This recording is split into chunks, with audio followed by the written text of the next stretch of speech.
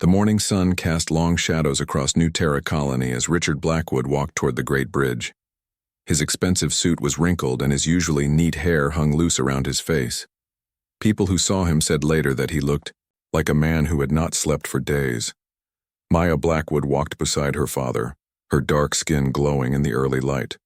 She was 22 years old and worked as a teacher in the colony school. The colonists knew her as a kind young woman who always had a smile for everyone she met. Today she looked worried as she glanced at her father. "Dad, you need to rest," Maya said softly. "You have been acting strange all week. Maybe we should go home and talk about whatever is bothering you." Richard did not answer. His blue eyes stared straight ahead at the massive bridge that connected the east and west sides of New Terra Colony. The bridge was a marvel of human engineering, stretching nearly 2 miles across the deep canyon and the rushing river below. It was one of the things the colonists were most proud of since arriving on this new world 15 years ago. The bridge was busy with morning traffic. Workers headed to the mining stations on the east side while families walked to the markets on the west side. Children ran along the wide walkways while their parents called after them to slow down. It was a normal day on New Terra Colony, or so everyone thought. Richard stopped walking when they reached the center of the bridge. Maya stopped too, confused by her father's behavior. She had been worried about him for days. He would stare at nothing for long minutes, then suddenly shake his head as if waking from a dream. He would mutter words that made no sense. Last night, she had found him standing in their garden at 3 a.m, looking up at the strange, crystal formations that dotted the landscape around their colony. "Dad, what are we doing here?" Maya asked. "You said you wanted to show me something important, but we are just standing on the bridge." Richard turned to look at his daughter. For a moment, his eyes seemed normal, filled with the love he had always shown her since adopting her 12 years ago. Maya's parents had died in a mining accident when she was 10.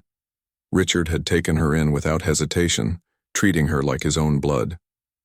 Everyone in the colony knew how much he loved his adopted daughter. But then something changed in Richard's face.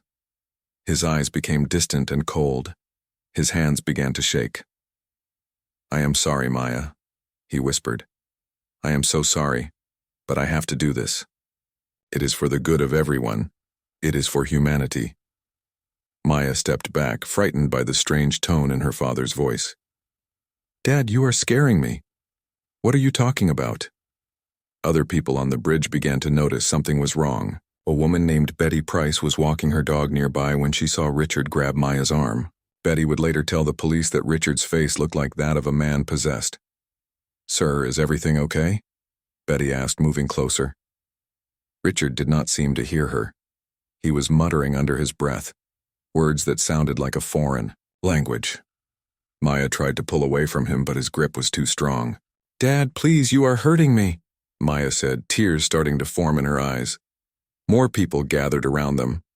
A construction worker named Jake Miller put down his tools and started walking toward them. An elderly man named Frank Davis called out to ask if they needed help. Richard looked around at all the faces staring at him. His breathing became rapid and shallow.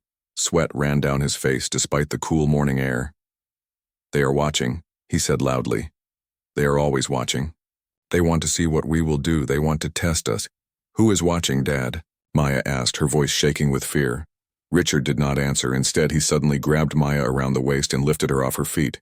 She screamed as he carried her to the edge of the bridge. "I have to save everyone," Richard shouted. "This is the only way. They told me this is the only way." The people on the bridge began running toward them, but they were too far away. Betty Price screamed for help while Jake Miller sprinted as fast as he could across the bridge surface. Maya fought against her father's grip, kicking and trying to break free. "Dad, please, this is not you. Please do not do this." For just a moment, Richard seemed to hear her. His face showed confusion and pain as if he was fighting against something inside his own mind. "Maya," he whispered, and his voice sounded like the father she knew and loved. "I cannot stop myself. Something is making me do this. I love you so much. Please forgive me." Then the cold look returned to his eyes. Without another word, Richard lifted Maya above his head and threw her over the side of the bridge. Maya's scream echoed across the canyon as she fell toward the rushing water far below. The people on the bridge watched in horror as she disappeared into the white foam of the rapids. Richard stood at the edge of the bridge, staring down at where Maya had fallen. The strange look left his face, replaced by shock and confusion. He looked at his hands as if he could not believe what they had done. "What have I done?" he whispered. "What have I done?" Jake Miller reached him first and tackled him to the ground. Other colonists helped hold Richard down while Betty Price called for security on her communication device. "You monster," Jake shouted at Richard. "How could you do that to your own daughter?"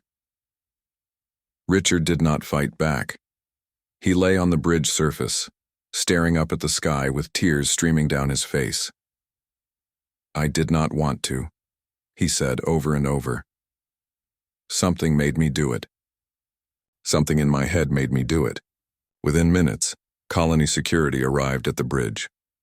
Chief Lisa Martinez took charge of the scene while her officers arrested Richard. Emergency boats were sent down the river to search for Maya's body, but the current was too strong and the water too dangerous.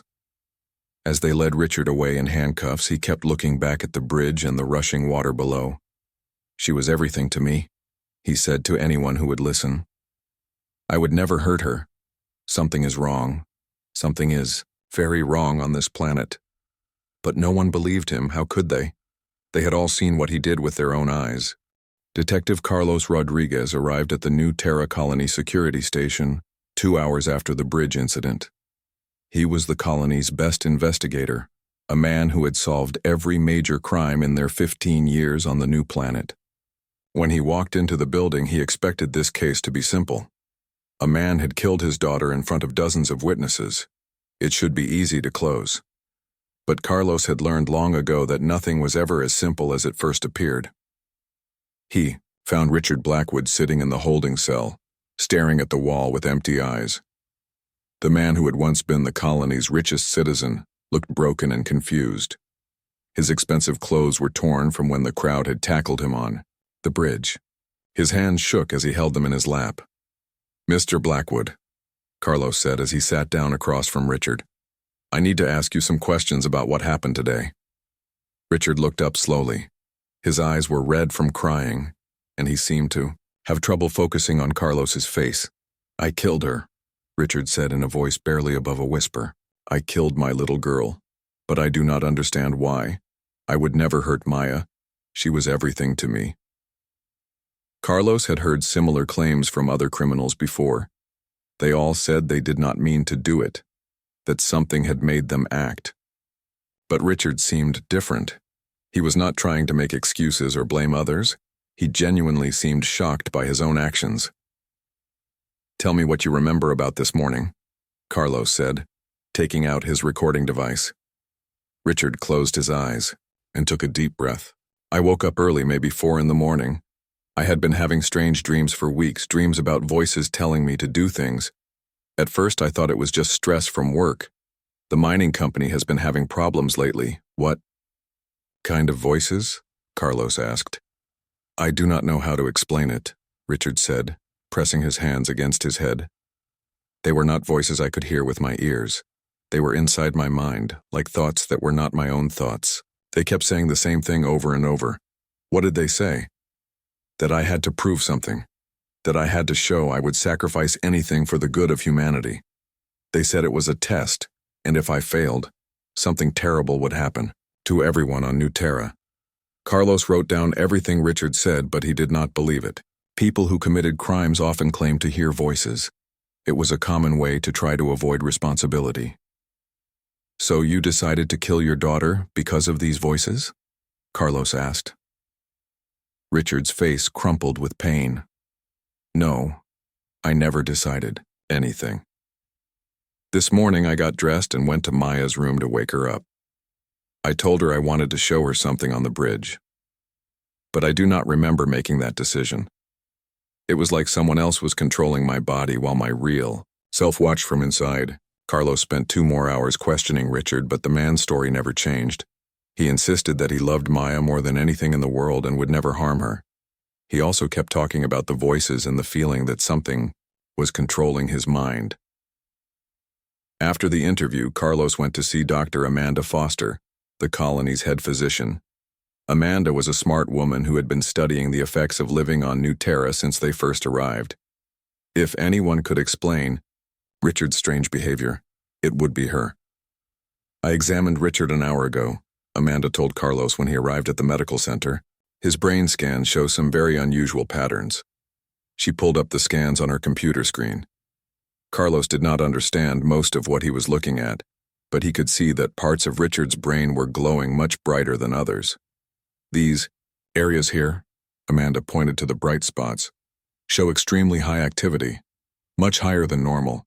It is almost like his brain is being stimulated by an outside source." "What could cause that?" Carlos asked. "I am not sure yet, but I have been seeing similar patterns in other colonists over the past few months. People have been coming to me complaining of headaches, strange dreams, and memory problems. At first, I thought it might be some kind of virus or contamination in our water supply." Carlos felt a chill run down his spine. "How many other people have these brain patterns?" "At least 30 that I know of, but there could be more who have not come to see me yet." Amanda turned away from the computer screen to face Carlos. "There is something else you should know. Richard is not the first person to act completely out of character recently." She told Carlos about other incidents over the past month. A peaceful woman named Helen Wright had gotten into a violent fight with her neighbor over nothing. A gentleman named Peter Clark had destroyed his own garden in a fit of rage. A loving mother named Susan Lee had abandoned her children for 3 days before returning home with no memory of where she had been. All of these people had the same brain patterns as Richard, Amanda explained, and all of them said they felt like something else was controlling their actions. Carlos left the medical center with more questions than answers. Instead of a simple murder case, he was now looking at something that might affect the entire colony. He decided to visit the bridge where the incident had happened to see if he could find any clues. The bridge was quiet now. The morning crowds had gone home, and security tape blocked off the area where Richard had thrown Maya over the side. Carlos walked slowly across the bridge, looking for anything unusual. Near the center of the bridge, he found something interesting. The metal railing where Richard had stood was covered with a thin layer of dust that sparkled in the sunlight. Carlos had lived on New Terra long enough to recognize the dust. It came from the crystal formations that grew all over their planet. The crystals were one of the things that made New Terra special. They were beautiful and seemed to glow with their own inner light. The colonists had always assumed they were just pretty rocks, but now Carlos wondered if there was more to them. He collected a sample of the dust and took it back to Amanda at the medical center. When she examined it under her microscope, her face went pale. "Carlos," she said, her voice shaking slightly, "this dust is not just from the crystals. It is alive. These are microscopic particles that seem to be some kind of biological material." "What does that mean?" Carlos asked. "I think it means we are not alone on this planet," Amanda replied, "and whatever is sharing New Terra with us might be affecting our minds." That evening, Carlos sat in his office reviewing everything he had learned. Richard Blackwood might not be a murderer after all. He might be the first victim of something the colonists did not understand. But if that was true, then Maya was still dead, and they had a much bigger problem than one man's crime. Outside his window, the crystal formations glowed softly in the darkness, as they did every night. For the first time since arriving on New Terra, Carlos found their light unsettling rather than beautiful. Dr. Amanda Foster could not sleep that night. She kept thinking about the living dust Carlos had found on the bridge and the strange brain patterns she had seen in so many colonists.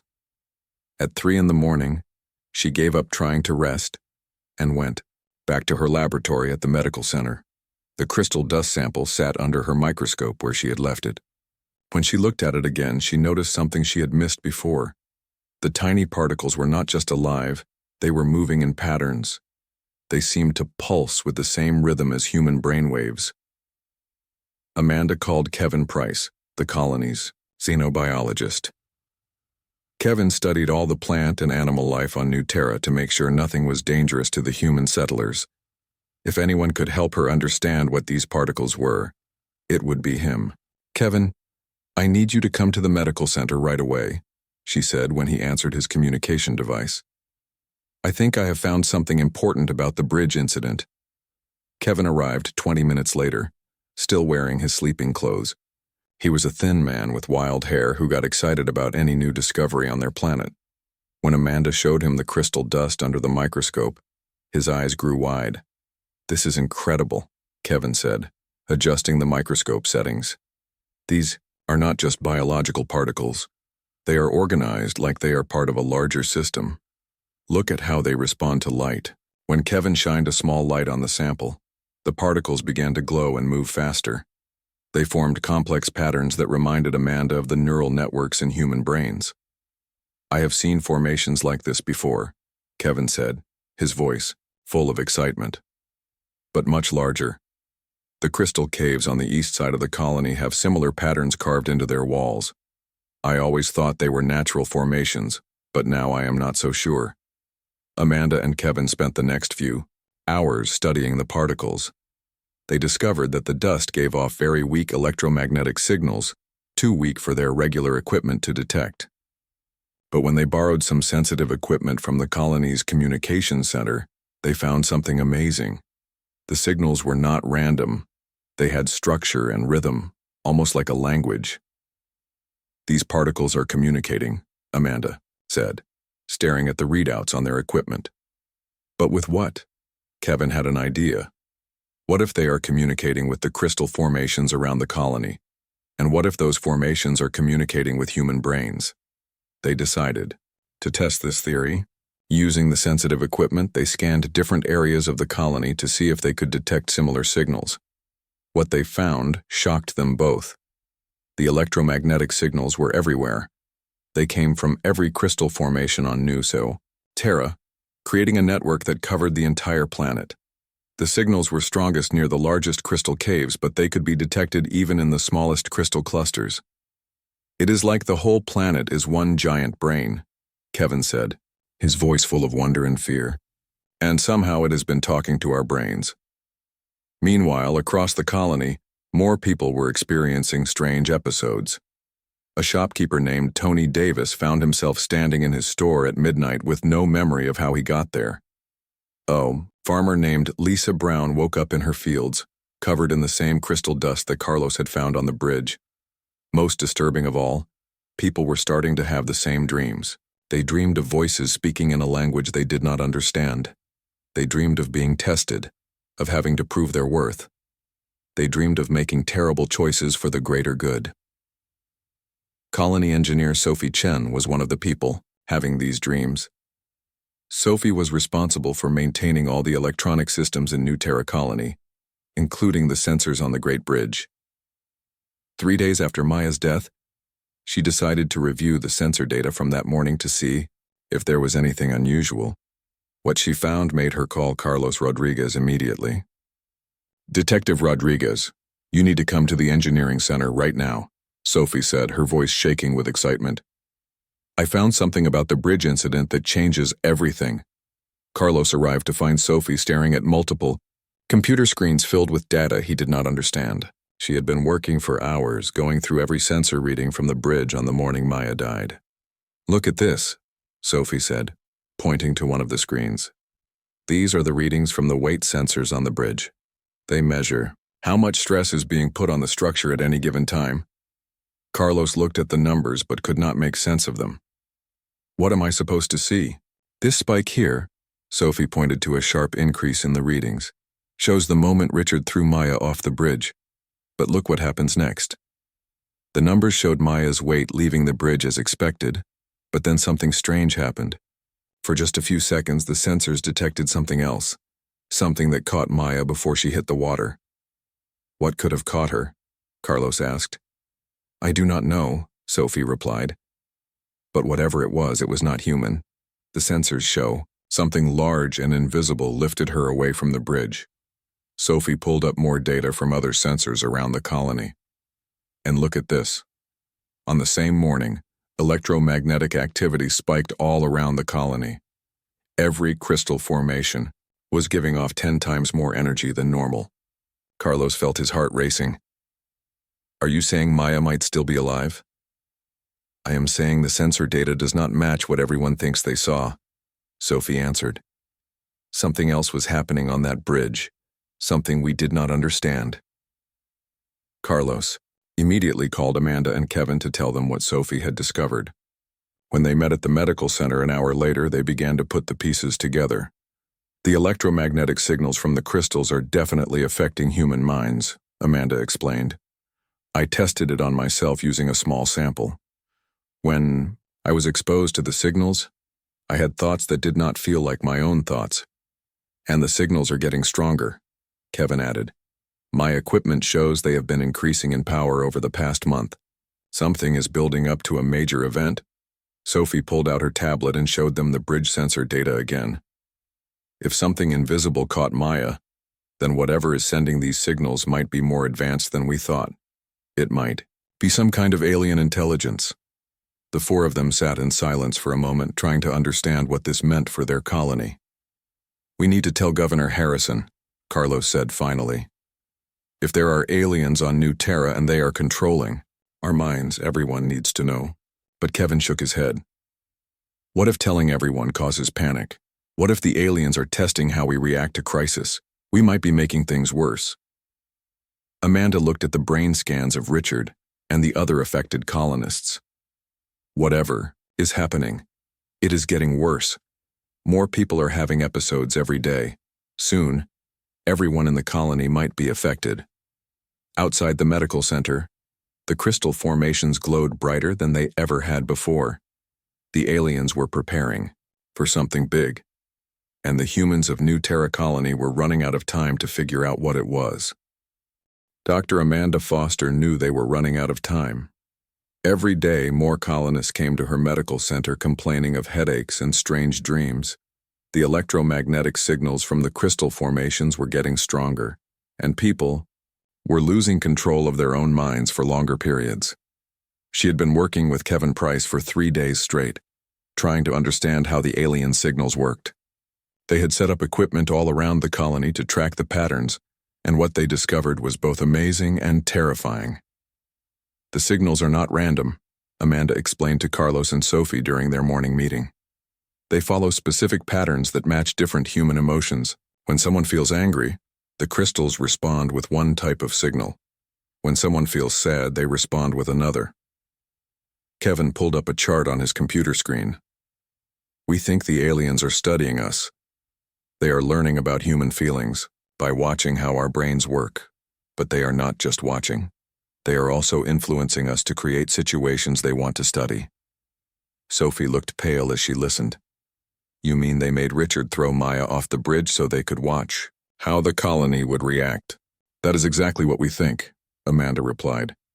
They wanted to see how humans respond to tragedy, especially when it involves race and family bonds. Richard and Maya were perfect test subjects because their relationship crossed racial lines. Carlos had been quiet during the meeting, but now he spoke up. If this is true, then Richard is not a criminal. He is a victim, and Maya might still be alive somewhere. Over the past few days, Sophie had been analyzing more sensor data from around the colony. She had found evidence of invisible objects moving through their settlement, always near areas with high crystal activity. The objects seemed to be studying human behavior, watching how people lived and worked together. I think I know where they might be keeping Maya, Sophie said, pulling up a map of the colony on her tablet. The largest concentration of electromagnetic activity is coming from the crystal caves on the eastern ridge. If the aliens have taken her somewhere to study her, that would be the most likely place. Kevin nodded in agreement. Those caves go deep into the mountain. I explored the outer chambers when we first arrived on New Terra, but the tunnels go much further than I thought was safe to investigate. Amanda made a decision that would change everything. We need to go to those caves and find Maya. But first, we need to understand what we are dealing with. She had been working on a device that could detect and analyze the alien signals in real time. Using equipment borrowed from the colony's communication center, she had created a translator that could turn the electromagnetic patterns into something humans could understand. When they tested the device on the signals coming from Richard's brain, They heard something that made them all stop breathing. The signals were not just random alien communication. They were words, translated into human language by Amanda's device. And the words were terrifying. Subject shows strong emotional attachment to offspring despite genetic differences, the mechanical voice of the translator said, repeating the alien signals. Attachment appears to override survival instincts. Further testing required to understand this behavior. Simulation of moral crisis successful, the voice continued. Human subjects display expected patterns of grief and anger. Social bonds remain strong despite apparent betrayal by trusted individual.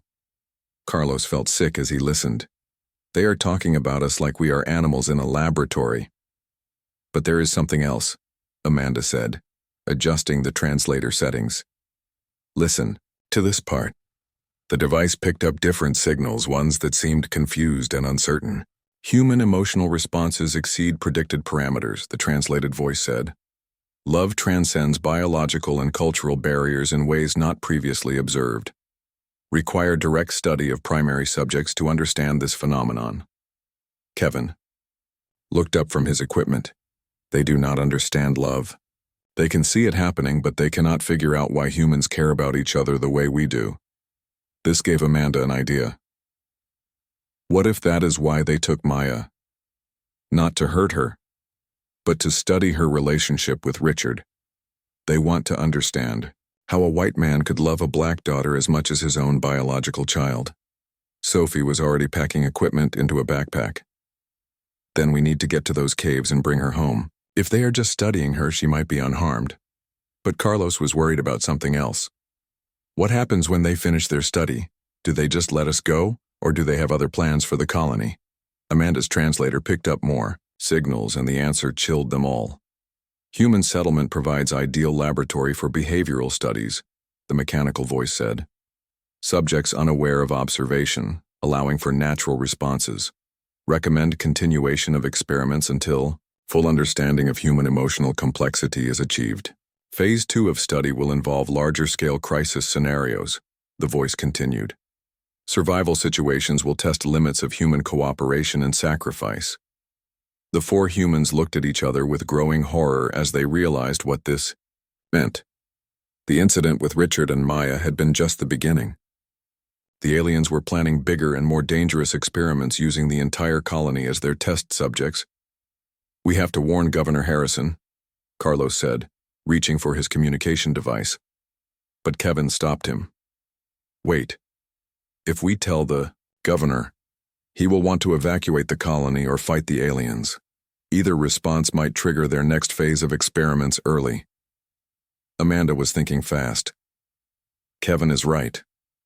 But we also cannot let them continue using us as test subjects. We need a way to communicate with them directly, to show them that we know what they are doing.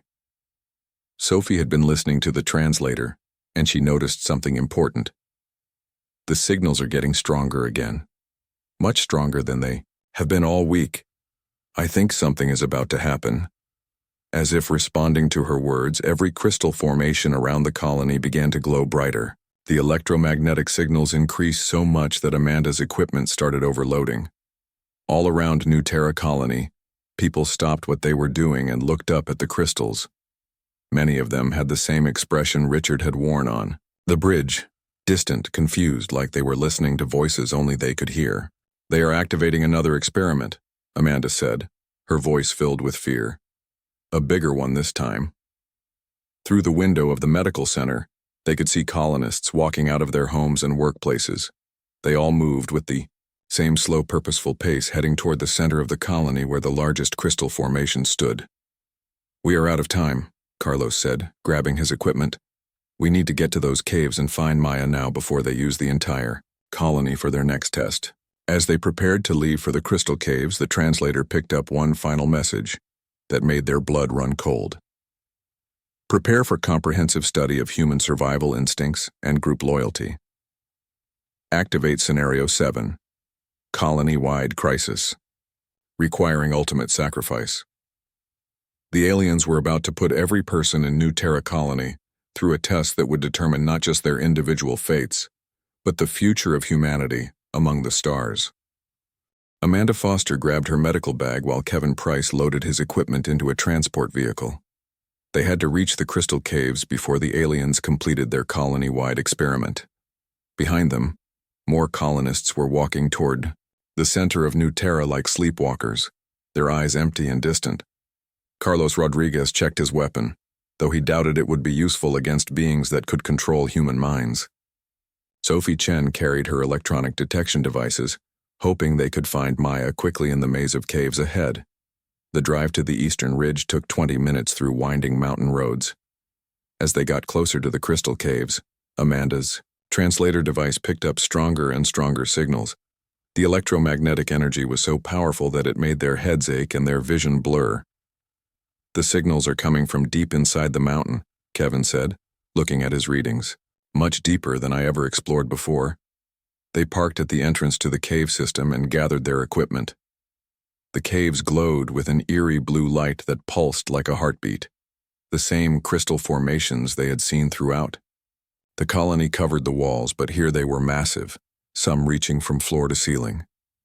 "Stay close together," Carlos warned as they entered the caves. "We do not know what we might find in here."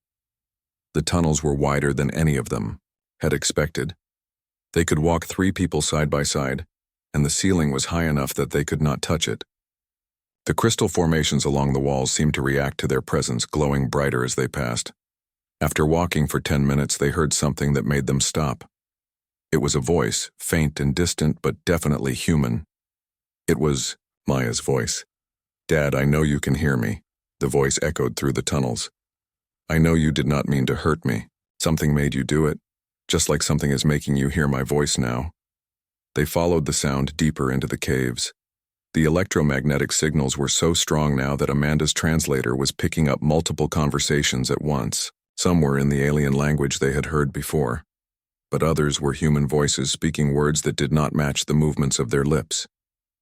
"They are using our own voices against us," Sophie whispered, "making us hear things that are not real." Kevin pointed to his equipment.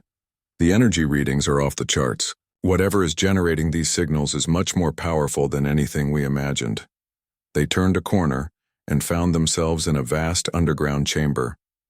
The ceiling disappeared into darkness above them, and the walls were covered with crystal formations that looked like frozen lightning. But it was what stood in the center of the chamber that took their breath away. Maya Blackwood was there, but she was not alone. She stood inside a cage made of pure light, a shimmering barrier that flickered with the same blue glow as the crystals. Around her, floating in the air, were shapes that hurt to look at directly. They seemed to be made of crystal and light combined, constantly shifting between solid and transparent. These were the aliens, the Resonari, though the humans did not know their name yet. Maya looked exactly as she had on the bridge 3 days ago. Her clothes were clean, her hair was neat, and she showed no signs of injury. But her eyes were different. They glowed with the same blue light as the crystals, and when she spoke, her voice echoed strangely. "You should not have come here," Maya said, though her lips did not quite match the words. "They are trying to understand us, but our presence is making their work harder." Amanda stepped forward, her medical training overcoming her fear. "Maya, are you hurt? Are you okay?" "I am not hurt," Maya replied, and this time her voice sounded more like herself. "They have been showing me things, making me experience memories and feelings that are not my own. They want to understand why my father loves me even though we are not the same race." One of the floating shapes moved closer to the humans. When it spoke, the sound came from all around them at once, like the cave itself was talking.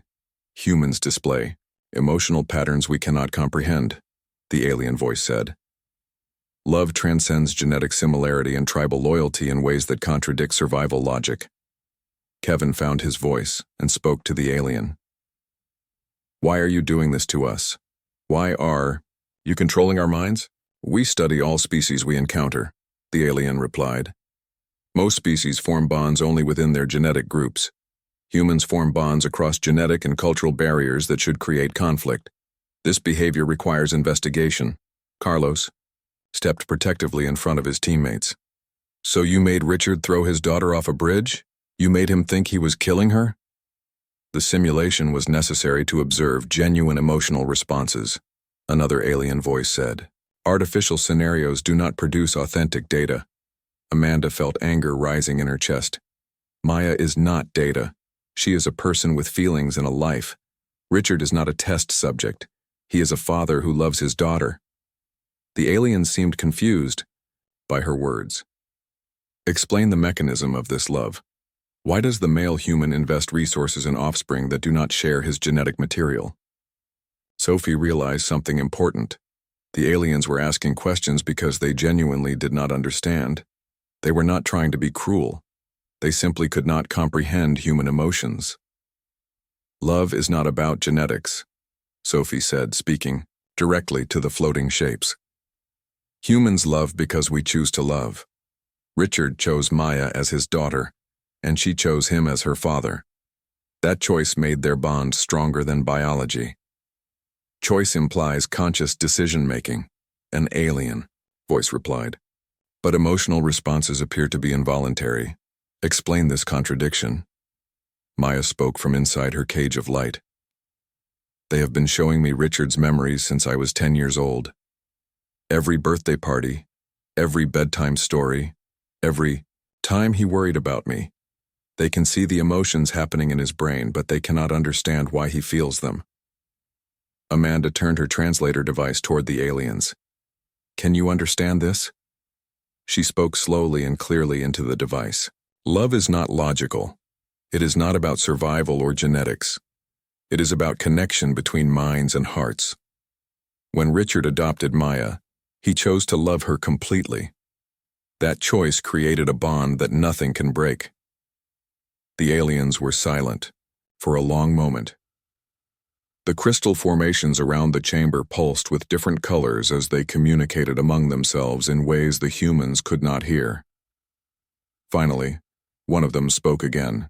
If love is a choice, why did the male human choose to harm his offspring when we influenced his mind? Because you forced him to act against his choice, Carlos said angrily. You took away his free will. Love only works when people are free to choose it. Another long silence. Then the cage of light around Maya began to flicker and fade.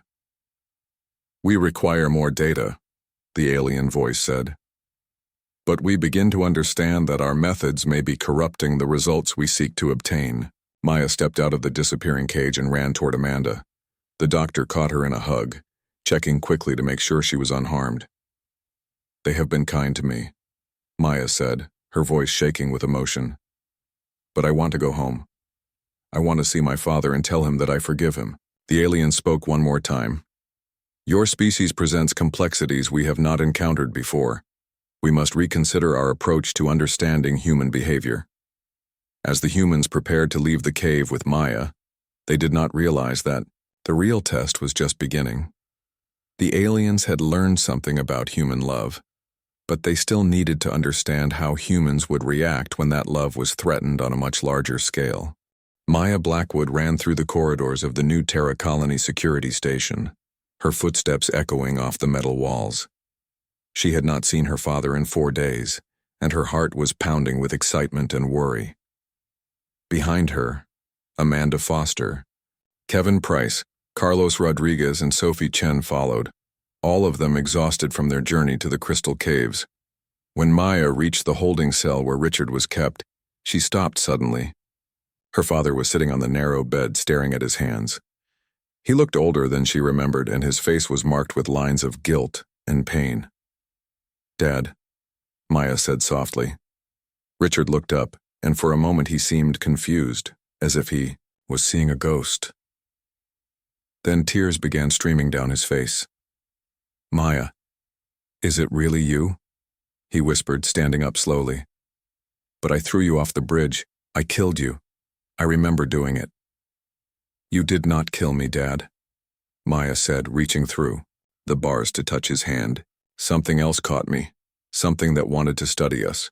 You were not in control of your own mind. Carlos opened the cell door and Maya rushed into her father's arms.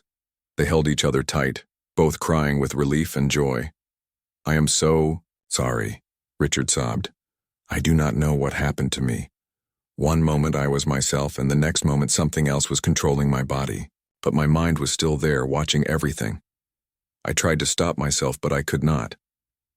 I know, Dad, Maya said, pulling back to look at his face. The aliens showed me your memories.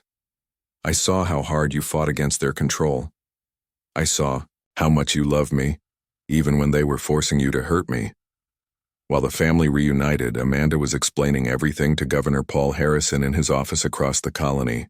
The governor was a tall man with gray hair who had led New Terra Colony since the first day they landed on the planet. He listened to Amanda's report with growing alarm.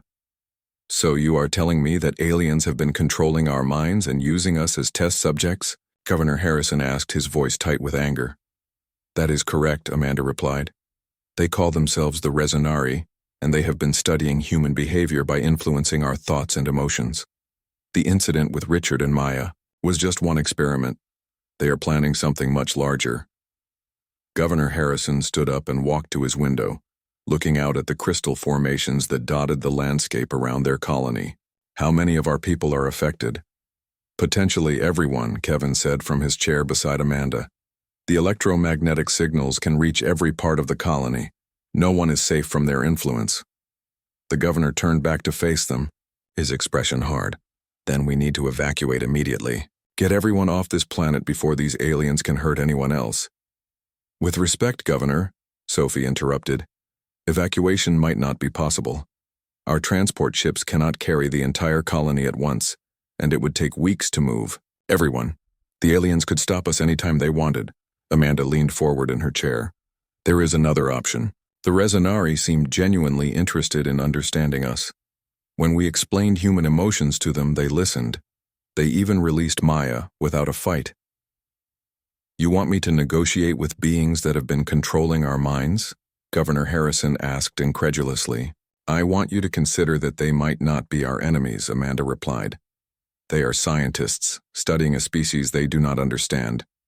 If we can teach them about humanity without violence, we might be able to coexist.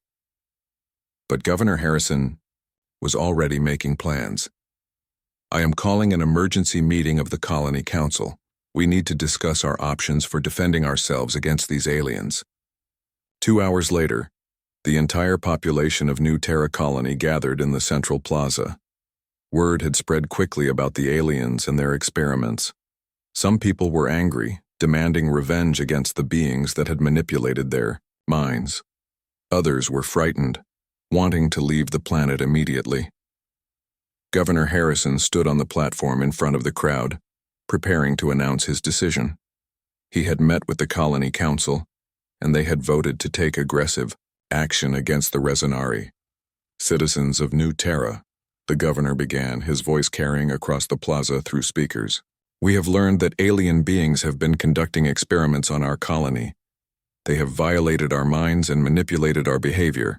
This cannot be allowed to continue. The crowd murmured with agreement, but then Maya Blackwood stepped onto the platform. She had asked to speak to the colony, and the governor had reluctantly agreed. Please, everyone, listen to me, Maya said, her voice shaking but determined. I know you are angry about what has happened. I know you want to fight back against the aliens who hurt us. But I have spent 4 days with them, and I learned something important. The crowd grew quiet, listening to the young woman who had been at the center of the crisis. The Resonari do not understand love, Maya continued. They can see it happening, but they cannot understand why humans care about each other the way we do. They made my father hurt me because they wanted to study how the colony would react to tragedy. Someone in the crowd shouted, That makes it worse. They used you like a lab rat. Maya nodded. Yes, they did, and that was wrong. But they did it because they have never encountered a species like us before. Most intelligent beings only care about their own genetic groups. Humans are different. We love across all boundaries. She looked out at the crowd, seeing faces of every color and background that made up their diverse colony. My father is white and I am black, Maya said. According to their logic, he should not love me as much as a biological daughter. But he does. That love is so powerful, it confuses them. They cannot understand how a colony of humans from different races and cultures can work together as one family. The crowd was completely silent now, hanging on every word. If we respond to their confusion with violence, Maya continued, we prove that they were right to see us as primitive. But if we respond with understanding and forgiveness, we show them what makes humanity special. An older woman in the crowd called out, "What about justice? What about making them pay for what they did?" Maya took a deep breath. Justice does not always mean punishment. Sometimes justice means teaching someone a better way. The Resonari have technology we cannot imagine, but they do not have something we have in abundance. "What is that?" someone asked. "The ability to love our enemies," Maya replied. "The ability to forgive those who hurt us. The ability to see past our differences and work together." Governor Harrison stepped forward. "Maya, are you asking us to just forgive beings that treated us like animals?" "I am asking you to show them what humanity is really about," Maya said. "We can fight them and probably lose, or we can teach them and possibly gain the first alien allies in human history." The crowd began talking among themselves, debating Maya's words. Some still wanted revenge, but others were beginning to see her point. Richard Blackwood climbed onto the platform and stood beside his daughter. "Maya is right," he said, his voice carrying across the plaza. "I felt their control over my mind. I know how powerful they are. But I also saw something else. When Maya and Amanda explained human love to them, they were amazed. They had never seen anything like it." He put his arm around Maya's shoulders. "My daughter and I have every reason to hate the Resonari. They made me hurt the person I love most in the world. But if we choose hatred, we become less than human. If we choose forgiveness and understanding, we become more than human." The crowd was quiet for a long moment. Then a voice called out from the back, "What do you propose we do?" Maya smiled, and for the first time in days it was a genuine smile full of hope. "We invite them to learn from us," she said. "We show them what human families look like, what human communities can accomplish. We teach them that love is not a weakness to be studied, but a strength to be celebrated." Governor Harrison looked out at his people, seeing the decision forming in their faces. Despite everything that had happened, despite the fear and anger, the colonists of New Terra were choosing the path that would define humanity's future among the stars. "All in favor of attempting peaceful contact with the Resonari?" the governor asked. Hundreds of hands rose into the air. Not everyone agreed, but the majority had spoken. As the crowd dispersed, the crystal formations around the colony began to glow with new patterns. The Resonari had been listening, and they were as amazed by humanity's capacity for forgiveness as they had been by their capacity for love. 3 months later, New Terra Colony became the first human settlement to establish formal diplomatic relations with an alien species. The Resonari built a communication center next to the colony, where humans and aliens worked together to understand each other. Maya Blackwood became the first human ambassador to an alien species, using her experience to help bridge the gap between two very different forms of intelligence. Richard worked alongside her, proving that love could overcome any manipulation or misunderstanding. The story of New Terra Colony spread across human space, inspiring other colonies to approach alien contact with open hearts instead of closed fists. And in the crystal caves of an alien world, two species learned that the greatest discoveries come not from studying others, but from understanding ourselves.